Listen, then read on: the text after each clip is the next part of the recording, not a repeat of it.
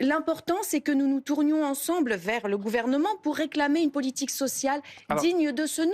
Et si aujourd'hui, on est dans le déni par le gouvernement. On est dans le déni. Et si on proposait les deux aux salariés, je pense un chèque déjeuner ou un ticket restaurant? Vous prenez ce que vous voulez. Le chèque déjeuner vous permettra d'acheter des choses dans une supérette, dans un supermarché. Le ticket restaurant vous permettra d'aller au restaurant. Moi je crois qu'il faut augmenter les salaires. Tout simplement. Non, mais je veux dire, il faut augmenter les salaires.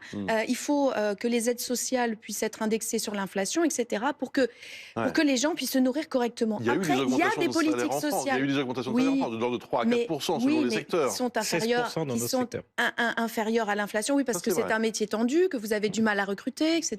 Et que la problématique des salaires dans votre secteur, elle est antérieure, et on le sait, il y avait des salaires particulièrement bas pour un métier extrêmement pénible.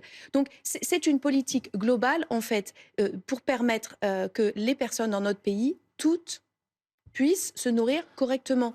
Et en fait, c'est pour ça que, je suis pas en duel avec monsieur, moi je suis en duel avec le gouvernement pour qu'il prenne en considération. Le quoi qu'il en coûte, il a aidé les entreprises.